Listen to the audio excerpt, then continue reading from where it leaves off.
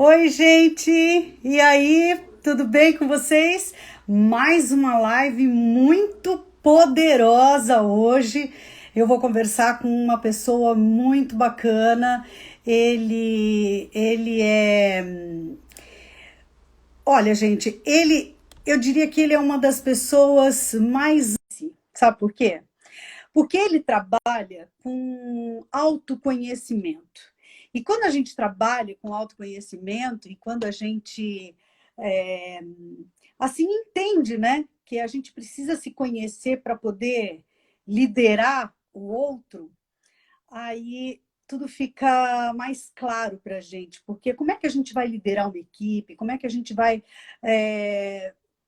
como que a gente vai fazer o outro fazer bem se você não conhece até onde você pode chegar, não é verdade? Então, eu vou conversar com o Fernando Vargas, ele já está aí, já estou aguardando ele entrar e já já ele vai estar aqui com a gente. Ele é analista comportamental, ele também dá cursos de liderança muito legais. Ué, Fernando, deixa eu ver, ok. Enviar solicitação, só um minutinho, gente. Ele trabalha com empresas de médio porte. Oi, meu amor. Você não Oi, boa estava conseguindo noite. entrar? Tudo bem? Pronto, tá dentro, tá dentro. E aí, tudo certinho? Tudo jóia, tudo ótimo. Então tá bom. Eu estava aqui tentando falar para o pessoal quem é o Fernando, mas eu acho que eu vou deixar você mesmo falar que é melhor, sabia? Eis eu aqui. Então, gente, Gente, vocês estão me ouvindo bem aí, gente? Você está de microfone, Fernando? não, Não? Pois não. é, deixa o pessoal dar um toque aí como é que tá. Como é que tá o som, gente?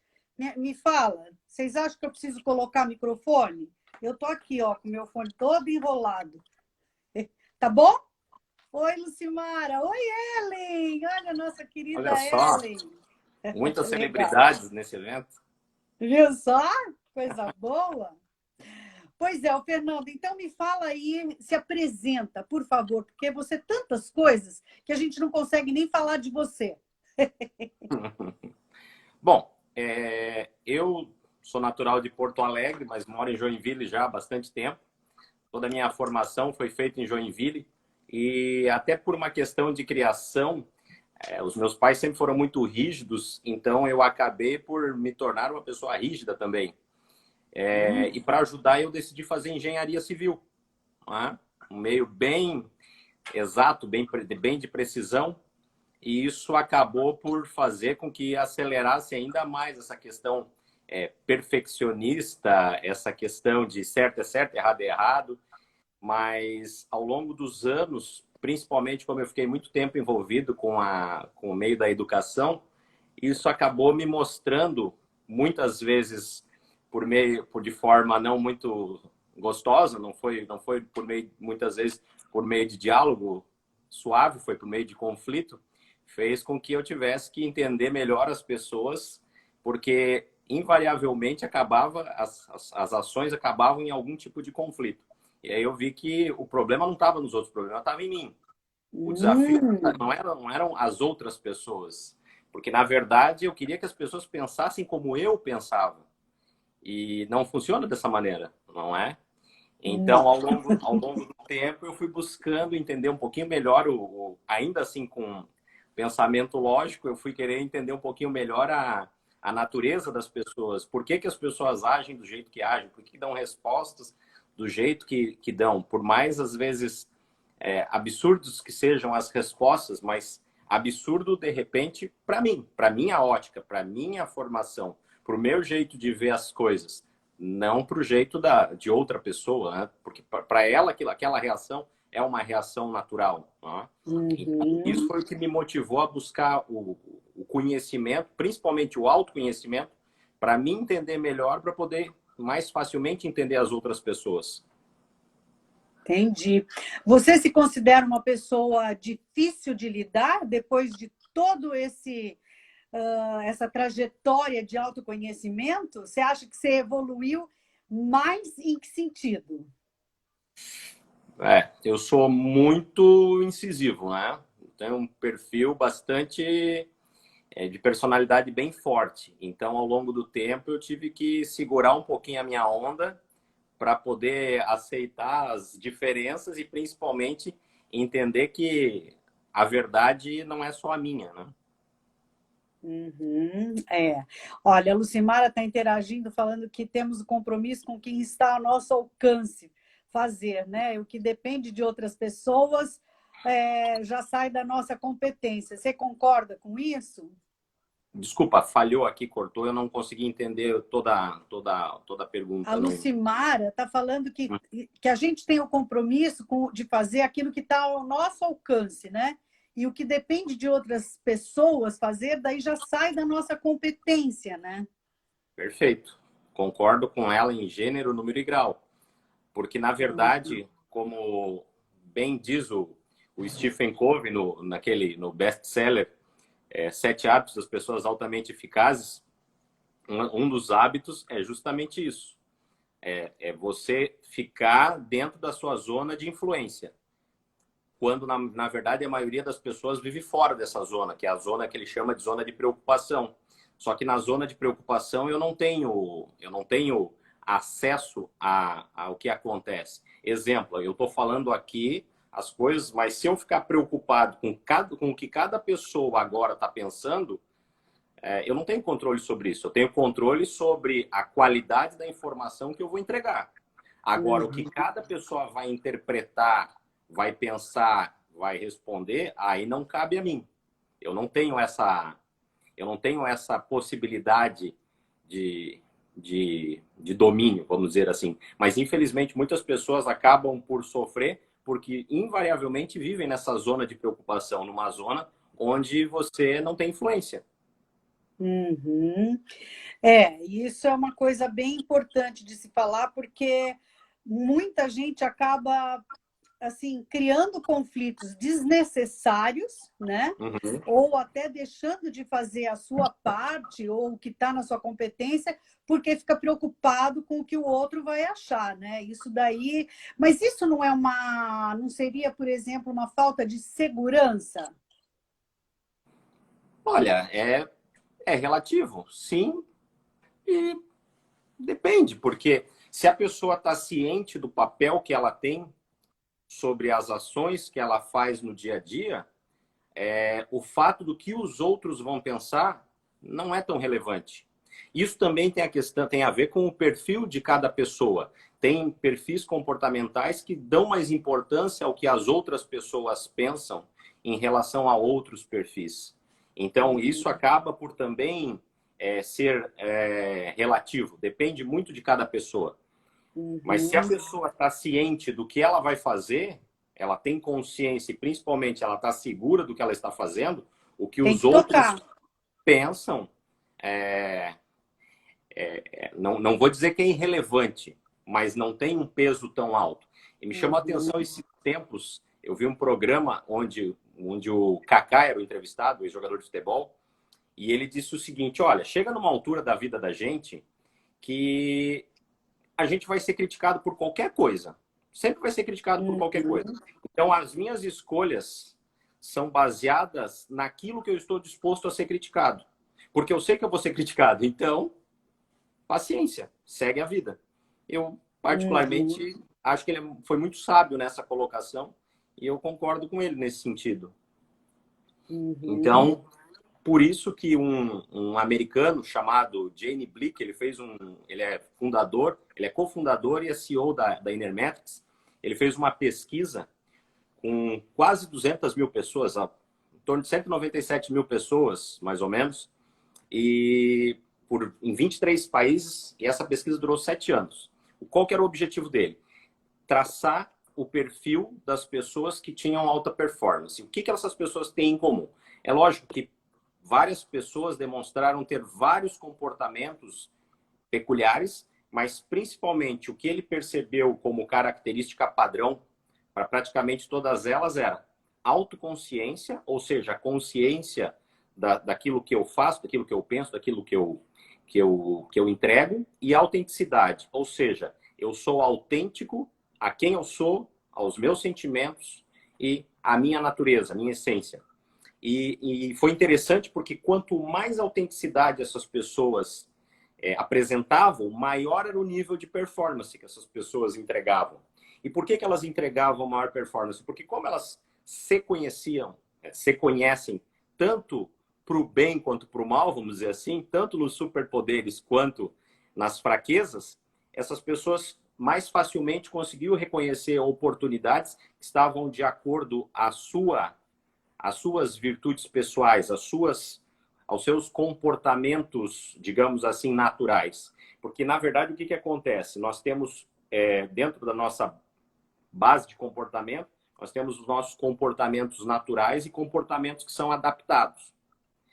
Então, e como que isso funciona? O comportamento natural, basicamente, é o seguinte: como eu sou. Como eu sou. Imagina só, estou em casa, sem ninguém me observando, ou só pessoas que eu sei que o que elas pensam de mim, o que eu fizer, o amor vai ser o mesmo. Então, o que isso acaba gerando? Esse é o meu comportamento natural. À medida do momento que eu atravesso a porta de casa e que eu sei que eu vou ter contato com uma série de pessoas que não fazem parte do meu dia a dia e que o nível de julgamento, a tendência é que aumente, a tendência é eu fazer o quê? É eu entrar no modo adaptado. Ou seja, como eu acho que deveria me comportar diante daquela situação. Então, esse momento de adaptação é um momento que consome muito mais energia. Por exemplo, imagina você, Fabiola. Tu vais apresentar um programa, principalmente no início, né, da carreira. A tendência é o quê? É tu estar vendo como que a situação está acontecendo para primeiro sentir até o ponto de se sentir confortável e começar a falar naturalmente. Não é? Sim. Igual o modo adaptado. O modo adaptado, ele consome mais energia. E nesse caso, é interessante porque a pessoa, muito tempo dentro desse modo adaptado, o consumo de energia, ou seja, o desgaste, ele é maior. Porque eu estou me segurando, eu estou me controlando. Agora, se for exposto a um alto nível de estresse, a tendência é que eu volte para o meu modo natural, seja para o bem, seja para o mal. Então, quando que a pessoa entra no modo adaptado? Quando ela se sente observada, tá? Ou quando ela percebe que precisa se adequar a uma situação, ou a principal delas, que particularmente eu acho a mais inteligente, que é quando eu percebo assim, bom, dentro de uma determinada situação, a minha resposta não é a melhor. Então, o que eu vou fazer? Eu vou criar a minha forma positiva de responder a este fato. Ou seja, eu tenho a minha resposta natural. Então, eu vou criar um filtro para responder melhor a essa situação. Exemplo tradicional: estresse no trânsito. Sim. Estresse no trânsito. A pessoa passou, cortou a frente, tendência natural, não de todo mundo, obviamente, tem gente que realmente, naturalmente, não dá bola. Mas vamos imaginar que a pessoa naturalmente fica muito transtornada. Esbraveja, grita, xinga. Na medida que a pessoa reconhece, mas espera lá, o que pode ser? Será que essa pessoa não tá salvando alguém? Será que essa pessoa não está correndo porque ela está, de repente, levando a esposa grávida para o hospital? Não sei. Enfim, pode ser uma série de coisas, mas por que isso? Aí entra o que eu coloquei aqui atrás, não sei se aparece, o princípio da escolha. Como a gente se acostuma a responder certas coisas de forma já intuitiva, e depois mas por que eu respondi desse jeito? Se nem é a melhor maneira de responder. Mas já está acostumado, já está na mentalidade da pessoa. Então, já está no automático, né? Justamente. Ao longo do tempo, o que a pessoa acaba por fazer? Ela acaba buscando trabalhar respostas mais inteligentes para esse momento. No sentido de, bom, se eu respondo dessa maneira, como que eu posso ressignificar essa situação ao ponto de responder de uma maneira que não me cause sofrimento? Não é? Porque depois a pessoa dá uma resposta intempestiva e aí depois ela pensa, putz, por que eu fiz aquilo? Sim. Não é? Quando a gente traz isso para o universo das pessoas, o universo corporativo, uma resposta intempestiva pode te custar o emprego, não é? Claro. Quantas pessoas a gente não... até existe uma estatística que diz que 80% das pessoas são contratadas por currículo, 80% são demitidas por comportamento, mas aí vem a questão do autoconhecimento. Quando a empresa contrata, ela está contratando um pacote que vem com qualidades, com virtudes e também vem com defeitos. A questão é, nesse balanço, o que é melhor? Lidar com as qualidades ou os defeitos são tão altos ao ponto que não dá para suportar e acaba chegando um ponto que acabou, não dá mais. Sim. E qual é o primeiro passo para as pessoas poderem se autoconhecer? Bom, na minha visão, na minha ótica, dentro daquilo que eu acredito, é muito interessante quando a gente vê, principalmente depois esse ano, né, que foi um ano extremamente desafiador para todo mundo, mesmo quem conseguiu passar ileso, vamos dizer assim, pela pandemia.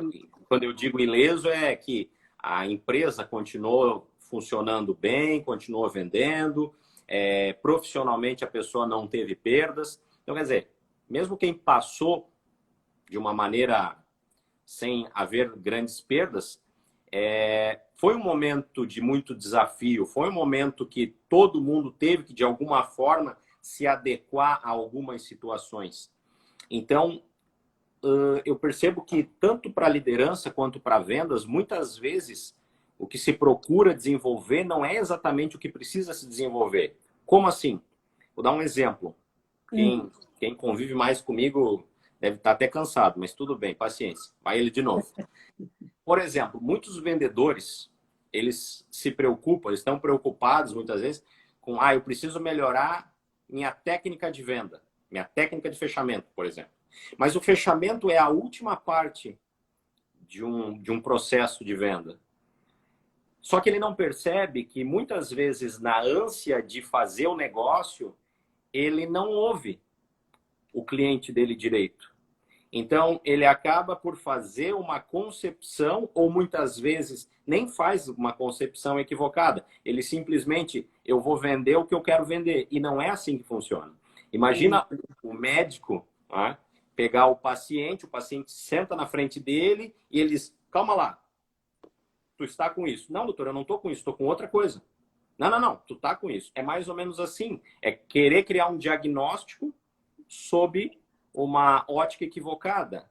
E então, o que acaba acontecendo? Se a pessoa não ouviu, não entendeu a necessidade, quais são os interesses, como é que eu posso diagnosticar o medicamento certo? Trazendo para as pessoas, imagina só, a gente compra um carro, a gente compra um celular, a gente compra um computador e vem lá com o manual. Como funciona, o que fazer para melhorar o funcionamento, as ferramentas que dispõe. Só que a gente, quando nasce, ganha uma máquina poderosíssima, que é o cérebro, só que não vem com manual de funcionamento. Olha, perceba, ele funciona assim, em determinadas circunstâncias, ele funciona assim. E isso gera, o que acaba por gerar? Confusão. Confusão, porque eu tenho... E assim, tirando realmente pessoas que têm comprovadamente alguma disfunção, e realmente isso existe, a grande maioria das pessoas tem plena capacidade de realização. Só que muitas vezes acaba entrando naquela zona de conforto maldita e fica naquilo e acredita que não vai ser sempre daquele jeito e entra no famoso complexo de Gabriela, né? Eu nasci assim, cresci assim e vou morrer assim, não é? Então, e às vezes nem acha que está se prejudicando, né? Acha que isso talvez seja ser autêntico, né? Talvez isso, não, eu sou assim, e a pessoa não percebe né, que muitas vezes pode estar se prejudicando ou que poderia evoluir, porque eu acho que quando você se propõe a se autoanalisar e a crescer, você também fica melhor para os outros, né? Não é só para si mesmo, né? Saber lidar com a emoção e com a razão, né? Sim, com certeza. Então, na medida que você busca entender melhor quem você é, quais são os seus comportamentos, e entender quais são as suas forças, suas virtudes, suas potências, e entender aonde você não é tão bom, isso por si já é uma grande evolução. E o que acaba acontecendo? Como, de certa forma, a nossa sociedade ela acaba primando pelo defeito e não pela virtude, valoriza-se o que falta e não o que se tem, muitas vezes a pessoa perde muito tempo querendo desenvolver algo que para ela é um defeito, mas que muitas vezes aquilo que ela está buscando desenvolver nem é algo que vai fazer tanta diferença na vida dela. Ao passo que, por exemplo, se a gente pegar o coaching hoje, né, o processo de coaching, só rapidamente caracterizando, coach o profissional, coaching processo, coach o treinado, a pessoa que está sendo treinada. Também a gente pode dizer o seguinte, o coach é o coadjuvante do processo, o coach é o protagonista, ele é o meio, ele é vamos dizer assim, entre aspas, o objeto, a pessoa que está sendo trabalhada para algum processo de melhoria. Então, dentro desses processos, qual que é o objetivo? Melhorar. Primeira coisa, entender como aquela pessoa funciona e que mais? Entender não só como ela funciona, mas principalmente quais são as forças dessa pessoa. A gente não busca ficar aguçando as fraquezas. Sabe por quê, Fabíola? Porque é o seguinte, o mundo já faz isso todos os dias. É fato, é fato. Ô, Fernando, deixa eu te perguntar uma coisa. Por exemplo, vamos supor, você tem lá um cargo de chefia, né? Um cargo de gerência, ou até um próprio empresário que está fazendo uma transição, por exemplo, ou uma transição de carreira, ou algum processo de crescimento, vamos dizer assim. De que forma você, com o teu trabalho, poderia ajudar essa pessoa? Primeiro, eu sempre parto do princípio do autoconhecimento. A gente primeiro precisa... Basicamente, eu sigo, então, pegando esse caso especificamente, eu vou responder de uma forma objetiva em 5 perguntas. Primeira coisa, a pessoa ela se autoconhece, ou seja, ela tem o autoconhecimento, ela se conhece, ela sabe quais são as principais virtudes, as fraquezas, para quê? Para potencializar as virtudes e, com essas virtudes, diminuir o impacto das fraquezas. Esse é um ponto. Segundo ponto, na medida que eu me conheço, eu sou capaz de me liderar? Essa é uma ótima pergunta. Terceiro ponto, a partir do momento que eu me conheço, que sou capaz de me liderar, a tendência natural é que eu esteja mais apto a liderar outras pessoas. Bom, me conheço, me coordeno, me lidero pessoas. Bom, então agora eu estou apto a liderar projetos. Por quê? Porque projeto envolve pessoas, envolve programa, envolve investimento, envolve uma série de outras coisas. E mais o último ponto, o quinto nível, que é eu sou capaz de liderar uma empresa, eu sou capaz de gerenciar uma empresa. Se tu for analisar, é uma característica aí, beirando a casa dos 70% dos empresários brasileiros, eles passaram a ser empresários, muitos num toque de mágica. Um dia ele era colaborador, no outro dia ele virou empresário. E se a gente pegar as grandes companhias, os CEOs, a grande maioria deles foi pelo menos uns 10 anos sendo preparado até chegar naquele nível de maturidade para poder assumir o cargo mais elevado da empresa. Então, quer dizer, quando a pessoa deixa de ser colaboradora e vira o proprietário do próprio negócio, por mais absurdo ou mais grandioso que possa parecer, ela passou a ser o CEO do negócio dela. Então, só que, imagina, se eu já tinha os meus problemas, os meus desafios, quando eu era colaborador e o meu nível de responsabilidade era 1, imagina agora que eu passei a ter uma empresa. Exponencialmente isso cresceu. Então, de 1, o nível de dificuldade passou para pelo menos 10. A não ser que a pessoa já tinha essa experiência dentro de outra organização. Aí é diferente. Mas, em geral, a grande maioria dos empresários brasileiros, eles, de repente, viram empresários. De repente, entre aspas, né? Não existe uma preparação na grande maioria. E a pessoa vai indo na base do erro e do acerto. Por isso que eu defendo muito essa questão de conhecer como são as minhas respostas e as minhas melhores respostas, para a partir daí aproveitar as melhores oportunidades. Por exemplo, vou pegar uma das coisas que mais aparece com os líderes que eu trabalho. Tenho dificuldade em falar em público.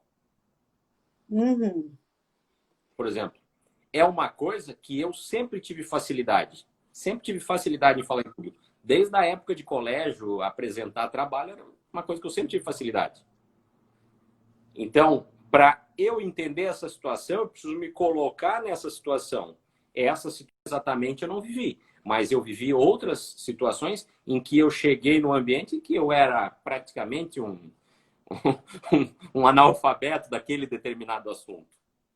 Então, eu entendo o que é chegar num lugar onde as pessoas fazem atividade naturalmente e você não faz. Então, aí entra a questão. Empatia. Eu vou me colocar à disposição e, principalmente, vamos trabalhar para desenvolver. Aí vem a questão. Eu preciso saber falar em público? A questão, nesse caso, sim, eu preciso. Eu tenho equipe, preciso falar. Então, isso precisa ser trabalhado. Não, eu não preciso. Isso não vai mudar muito a minha vida. Então, ok, aceita e segue a vida.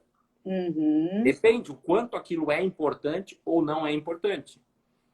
Por isso que os processos responsáveis de coaching, eles são muito bem analisados pelo profissional se realmente aquela dificuldade ela precisa ser trabalhada. Se ela não precisa, por exemplo, na medida que eu tenho empresa, eu preciso ser perito em marketing, por exemplo, no meu caso, não preciso. Eu preciso ter uma visão geral, mas se eu conheço pessoas capazes para fazer isso, isso otimiza o meu tempo.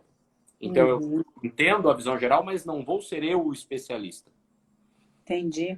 Não, a minha empresa é uma empresa de marketing. Bom, aí é diferente. Eu preciso realmente entender do marketing, porque senão eu corro o risco de ser passado para trás em determinadas situações ou até mesmo pagar mico por desconhecimento de causa. Claro. Eu digo que como é que você dividiria ou como é que você classificaria esse autoconhecimento? Quais são os tipos de pessoas? Vamos ver quem é que se identifica aí com essa galera que está aí junto com a gente. Oi, pessoal. Olha, quero deixar aqui um beijo grande para esse pessoal que está entrando aí. Tem muita gente bacana. Olha, a Cíntia está aí. Que bom que vocês estão aí. A Adri, a Lucimara. Obrigada, viu, gente, por estar aí. O Fernando é uma pessoa muito legal. Eu estou conversando com o Fernando Vargas. Eu vou desativar agora os comentários para vocês poderem aproveitar mais ainda essa live, tá bom? Vou só desativar um pouquinho, depois a gente volta. Aproveitem, porque esse cara é um avião. Vamos lá. Bom, só vou ajeitar aqui para que todo mundo possa enxergar melhor. Tá. Eu preparei essa lâmina para que a gente possa conversar um pouquinho sobre alguns padrões de comportamento.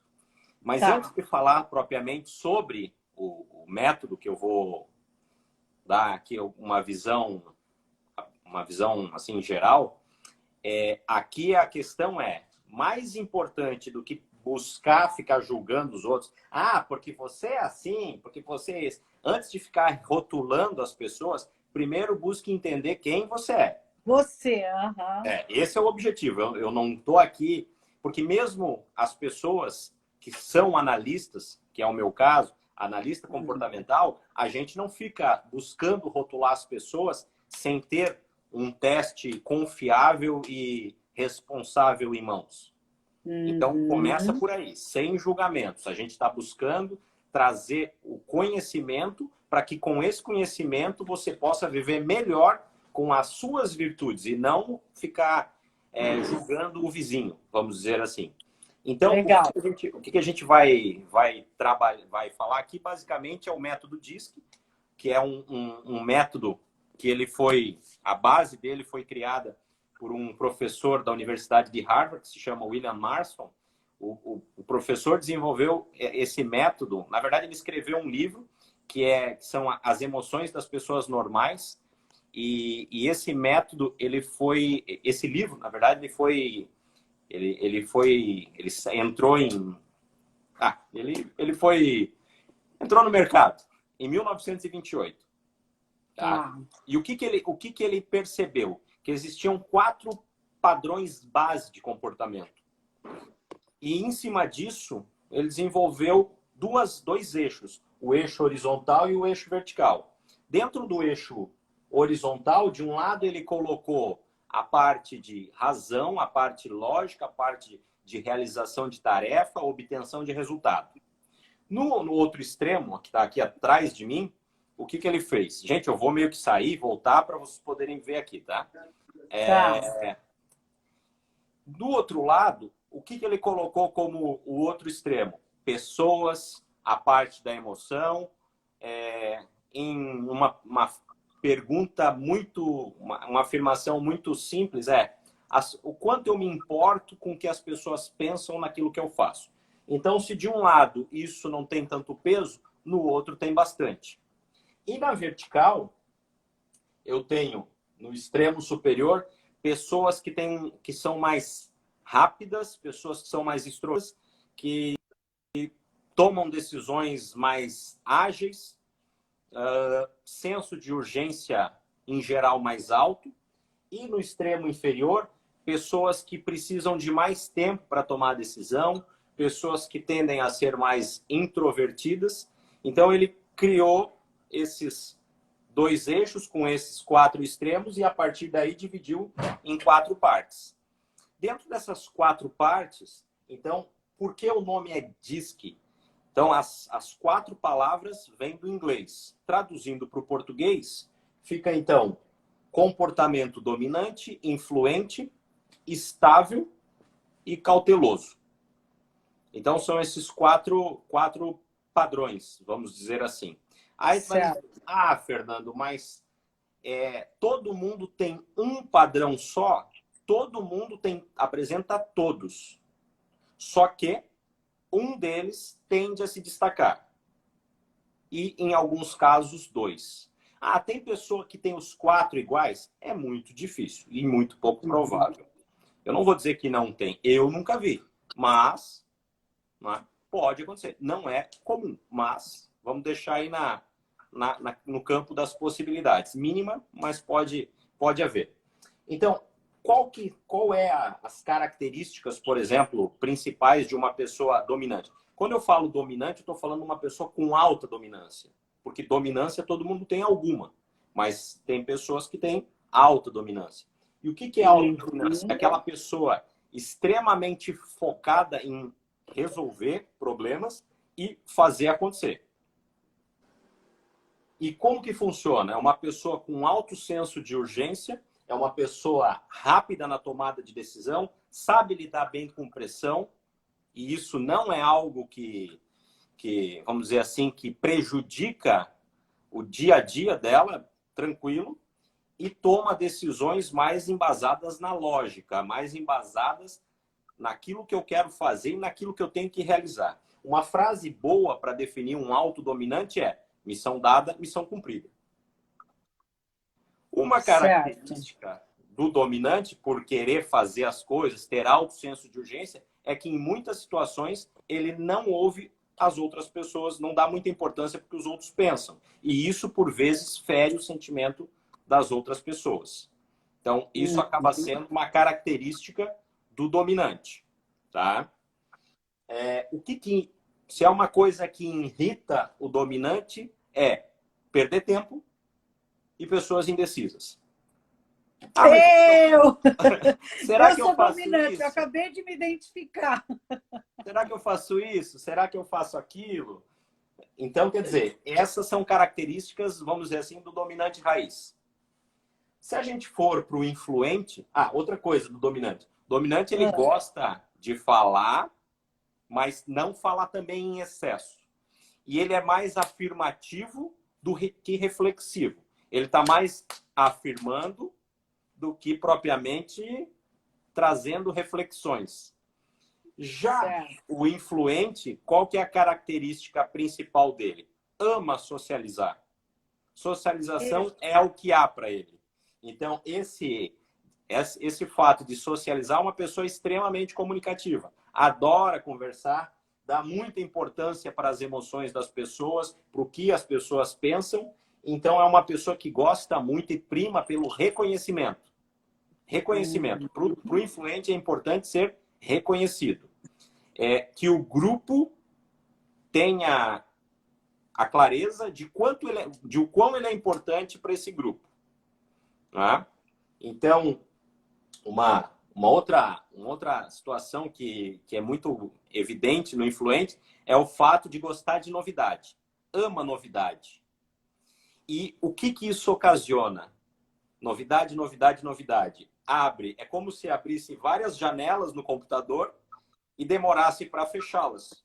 Por quê? Porque, como são muitas janelas, muitas vezes, então, acaba por perder o foco. Então, o influente, ele tem aí um grande desafio para o influente é a gestão do tempo. Justamente por quê? Porque ele facilmente, vamos dizer assim, se deslumbra com novidade. E isso faz com que ele perca tempo, né? Perca produtividade. Quando eu venho para o nível aqui da estabilidade, o que acontece? São pessoas que são, como o nome está dizendo, elas têm uma certa estabilidade emocional. Assim como a pessoa influente, são pessoas que têm decisões pautadas em emoção, mas já são pessoas com um processo mais lento de decisão. Por quê?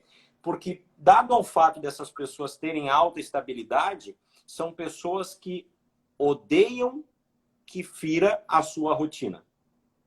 A tendência é a pessoa de alta estabilidade amar rotina, amar fazer as coisas dentro do seu ritmo. Então, exemplo, se eu sou um comercial e eu pego na minha frente uma pessoa que eu percebo que tem alta estabilidade, quanto mais eu pressionar essa pessoa para tomar uma decisão, mais ela vai se sentir desconfortável.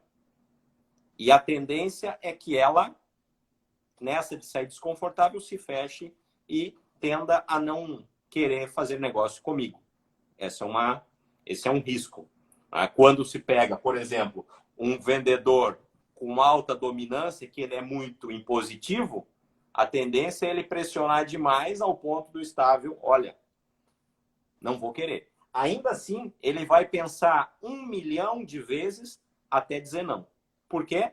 Porque ele odeia desagradar as outras pessoas. Ele prefere sacrificar o que ele quer para não desagradar os outros. Então, se aqui o dominante se posiciona muito facilmente, né?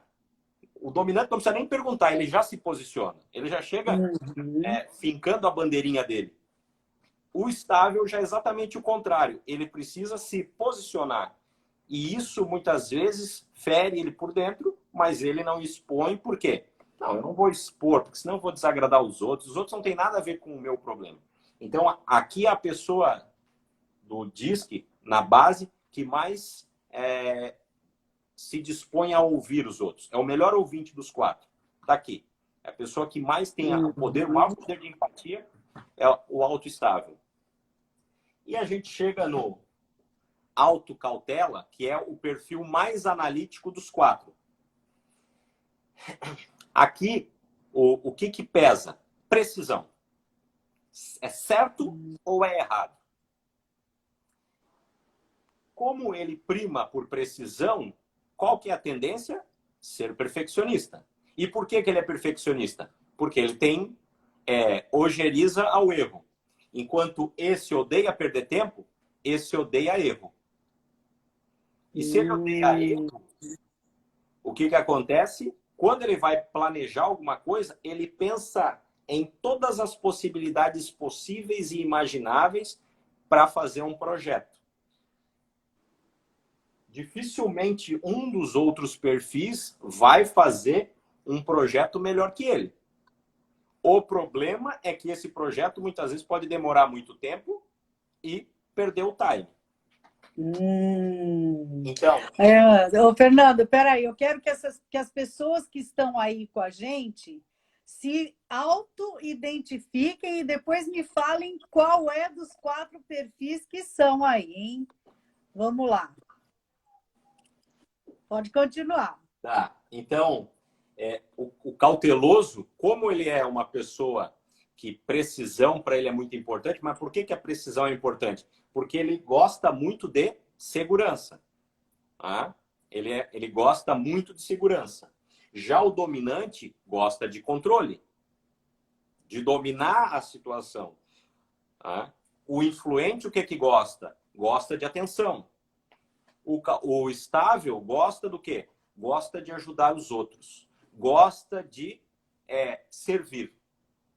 Então, veja que cada um tem uma necessidade e dentro dessa necessidade acaba gerando uma força, mas também acaba gerando um lado que fere, de certa forma, essa pessoa.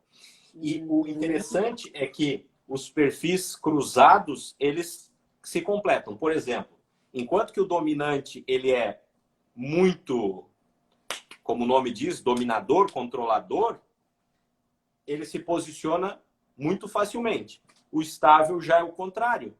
Então, aqui o equilíbrio deles ajuda muito. E a mesma coisa acontece entre o influente e o cauteloso. Uma pessoa muito influente, ela tende a ter dificuldades em gestão de tempo, em gerir projetos, o que o cauteloso tem de sobra. Em contrapartida, o cauteloso já é, em geral, uma pessoa que prefere manter-se à distância em relacionamentos, enquanto o influente ama relacionamento. A vida dele é socializar.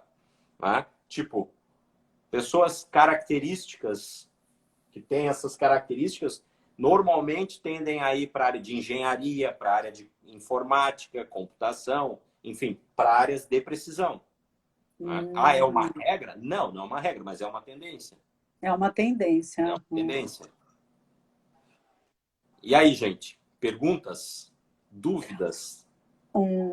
Olha, eu vou te dizer que eu acho que eu sou dominante, porque... E eu sempre fui. Você considera algum desses perfis o melhor para fazer gestão da sua própria empresa? Ou você acha que a pessoa, por exemplo, no meu caso, eu me identifico como dominante. Okay. Qual eu preciso mais do meu lado? Por exemplo, eu vou ter uma equipe, eu vou precisar de uma equipe. Você acha que o ideal é eu ter um de cada perfil? Ou o quê? Qual que é a tua dica? Na verdade, eu nem vou levar para o lado da dica, Fabiola. Eu vou dizer o seguinte, que todos os perfis têm a sua beleza, têm a sua luz e todos eles têm a sua sombra. Não tem o melhor perfil. O melhor perfil é esse, o perfil ruim é aquele. Não. Por isso que, vamos colocar assim, a heterogeneidade é bonita. Por quê? Porque permite que todas as pessoas tenham o seu espaço. E cada uma assume um papel. É claro que, para o perfil de liderança, um perfil legal, e isso eu ia comentar na sequência, é quando a gente tem um padrão dominante com uma boa influência. Por quê? Porque essa pessoa que tem alta dominância e alta influência, e aí são combinações que também tem dominante com influente, dominante com cauteloso, influente com estável, cautela com estabilidade. Então tem também esses padrões que eu diria híbrido, vamos dizer assim. Então, um dominante com boa influência seria um padrão legal. Por quê? Porque enquanto que o dominante raiz ele vai basear mais na lógica e o influente vai basear mais na emoção, quando essas duas características são elevadas, ele vai equilibrar as ações dele com base na razão, mas também com base no que as pessoas pensam e sentem. Entendi. Percebe? Então, depende muito do negócio, depende muito da situação, mas, em geral, pessoas com dominância e influência, em condições normais, tendem a ter mais facilidade de liderar. Por quê? Porque são perfis que têm uma certa extroversão, têm mais facilidade ou, por outro lado, menos dificuldade em tratar com outras pessoas. Mas isso não significa que a pessoa cautelosa, que a pessoa estável também não possa ser um bom líder. Pode, só que com outras virtudes. Por isso que eu digo, existe beleza em todos os padrões, em todos os perfis. E cada um deles serve para determinadas funções. Tá? Vai se enquadrar em cada característica. Por isso que as empresas, ao contratarem pessoas, na medida que elas reconhecem o perfil de cada pessoa, você vai alocar as pessoas no local mais adequado. Imagina só, vamos pegar um exemplo. Pegar um exemplo bem simples.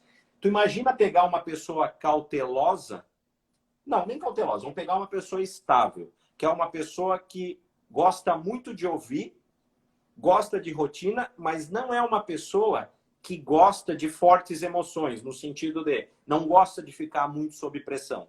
Aí imagina colocar uma pessoa dessas, uma pessoa com alta estabilidade, no setor comercial, por exemplo, que é um setor de pressão, de cobrança. Essa pessoa, tendência é que ela não funcione bem nesse lugar. Agora... Ou que, vai implodir, né? Exatamente. Agora, se a gente pega uma pessoa, e por outro lado, pega uma pessoa com alta influência e coloca ela para ficar o dia inteiro fechado numa sala na frente de um computador. É como pessoa. Por quê? Porque é uma pessoa que prima por socialização. Então, esse perfil aqui é um perfil que tende a ser um bom perfil para onde? Para o setor comercial. Por quê? Porque é uma pessoa que gosta de se relacionar, gosta de interagir com outras pessoas. Entende? Então, percebe que em cada lugar tem um perfil que acaba se adequando de uma forma assertiva. Por isso, não dá para dizer... Claro que para a liderança, para comandar, dominância é importante, mas dependendo... Mas também eu vejo assim muito que, pelo que você está falando aí, o interessante, o importante é o empresário saber se autoconhecer, né? Que esse é o maior motivo da nossa live, né? Mas também poder entender que ele precisa de uma equipe multi, né? Se ele tiver um de cada, poxa, essa equipe aí é a melhor equipe do mundo, né? Porque vai ter o cauteloso, vai ter o influente, vai ter o instável. Pô, aí é legal. E você acha que os 4 perfis conseguem se relacionar dentro de um business? Consegue. Ou é a coisa... Conseguem? Conseguem, claro. Mas aí entra novamente a questão. Por que da importância do autoconhecimento? Se eu sei que eu sou um autodominante, eu sei que eu tenho as minhas forças, mas eu sei que eu também tenho as minhas fraquezas. Claro. E na medida que eu tenho autoconsciência sobre isso, eu consigo perceber que se eu tenho os meus fantasmas, os outros também têm. Também tem, claro, lógico. E imagina, vamos supor, eu sou realizador, eu sou mas eu preciso do meu lado, se eu não tenho tanta influência, eu preciso de uma pessoa de boa comunicação. Claro. Por quê? Porque essa pessoa vai suavizar a mensagem para a equipe, por exemplo. Eu preciso de alguém na equipe que seja um bom ouvinte, que fale menos. Porque imagina, 4 pessoas falando querendo falar o tempo inteiro. Então, Não, não rola. alguém que tenha uma visão estratégica, uma visão analítica. Então, percebe como eles se completam também? Claro. Uhum. Muito legal isso, hein? Muito, muito, muito, muito. Adorei, tô adorando isso aí, Fernando. E você atua exatamente nesse patamar dentro das empresas? Ou seja, você coloca as pessoas nos lugares certos? Como é que funciona isso? Você Bom, boa, trabalha diretamente com o empresário, fazendo com que ele realmente entenda esse processo? exata, boa, ótima, maravilhosa pergunta. Hum, O que acontece é o seguinte, deixa eu te dar um exemplo que daí vai responder, de certa forma, a tua pergunta. A gente quando vai entrar numa empresa para fazer esse tipo de processo, a gente tem que ter muita responsabilidade, em primeiro lugar, tem que ter muito uhum. cuidado, porque a gente está tocando em pessoas. Tocando no sentido de que a gente vai estar mexendo com as pessoas e isso demanda muito cuidado. Então, Sim. em geral, funciona de que maneira? As pessoas que já estão em determinadas posições, muitas vezes elas chegaram àquelas posições sem necessariamente ter as competências mais adequadas para aquelas posições. E muitas vezes essas pessoas elas são da família da empresa. Então tu não vai mexer. Às vezes a pessoa não é da família, mas é uma pessoa de confiança. Então, isso tem que ser tratado de uma forma muito responsável. Olha, para essa função, o perfil natural mais adequado é esse. A pessoa que ocupa essa função, ela tem essas características. Tranquilo, vamos trabalhar com ela, né? Ou mesmo num diálogo sempre reto, de repente colocar ela em outra posição mais adequada com as características naturais que ela tem. Então, esse é um trabalho de muito cuidado e muita responsabilidade. Porque não dá simplesmente, não, essa pessoa vem para cá, essa vai para lá. Não. Pois é, Tu causa um pânico generalizado. Então, sim. o que a gente faz? Em primeiro lugar, a gente identifica os perfis, identifica a necessidade de cada atividade. A partir daí, começa a casar a função com o perfil de cada pessoa. A partir daí, vem então, olha, essa pessoa que ocupa essa função estratégica, ela precisa, por exemplo, desenvolver a parte de comunicação, ela precisa desenvolver a compreensão, a empatia, ou seja, precisa melhorar o nível de relacionamento. Isso não é da noite para o dia. Então, isso precisa ser trabalhado, ou seja, a gente então identifica o perfil, identifica a necessidade e aí cria um plano individual para desenvolver essa pessoa e ela poder atender a expectativa da empresa. Uau! Deve ser Então, muito gostoso esse trabalho. Você pegar uma pessoa e entregar, né? Do jeito que realmente ela precisa ser para ocupar aquela função. E principalmente na sucessão, né? Que a gente vê aí que existem conflitos gigantescos, né? Porque é como você falou, né? As pessoas são pessoas, né? Você não pode nem tirar daqui e colocar ali, mas também tem que lidar com uma outra questão que é punk, né, na sucessão. Às vezes nem sempre quem vai suceder é o que o sucessor imaginou que fosse, né? Então realmente exatamente. esse é um processo que precisa ser trabalhado, né? Exatamente. Então, imagina numa família um processo de sucessão onde nós temos dois perfis que são antagônicos, por exemplo. Pois é. Então, primeiro, cada um precisa entender aonde atua melhor. E cada um precisa liderar baseado naquilo que faz de melhor. Por exemplo, esse perfil, como eu falei, ele é um perfil mais impositivo. Já esse perfil é um perfil de muito mais diálogo.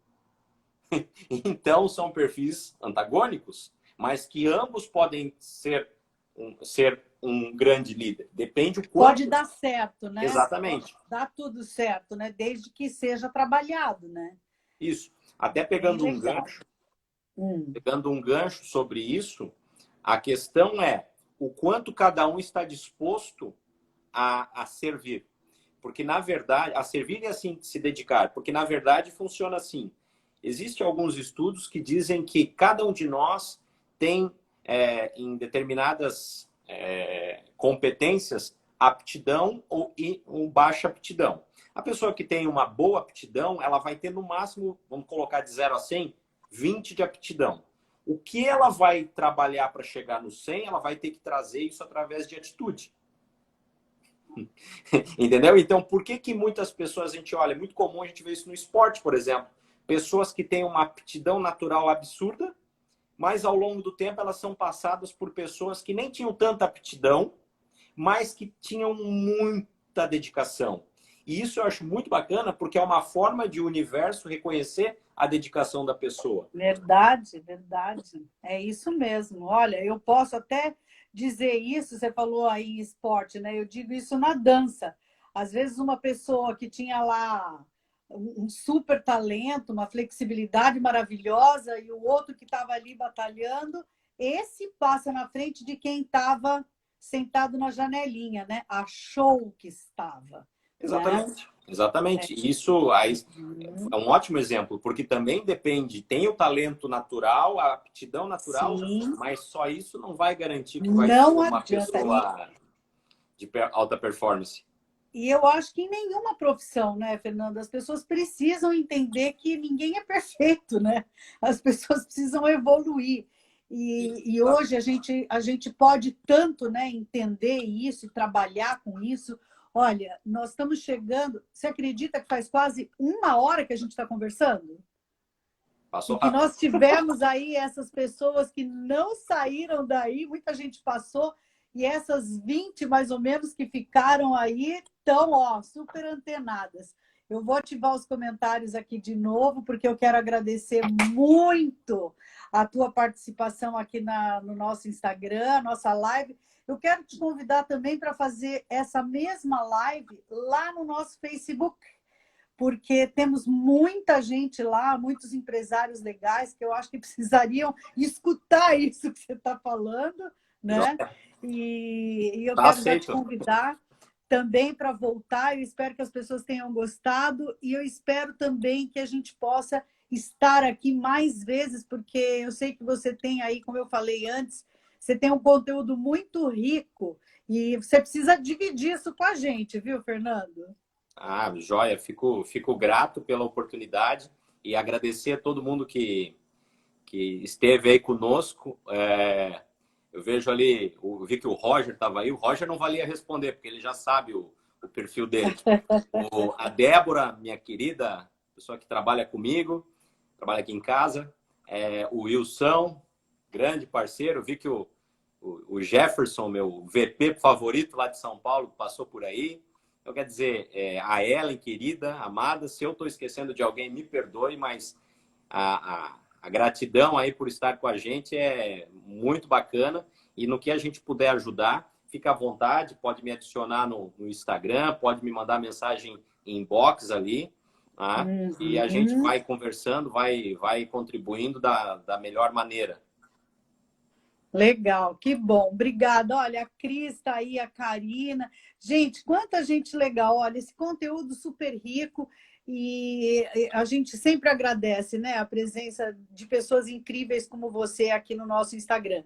Nós estamos com 30 segundos e eu quero te mandar um super beijo e muita gratidão, ó. Muita, muita, muita. Um beijão, Um Fernando. beijo. Tchau, tchau, gente. Boa noite, muito obrigado e até a próxima.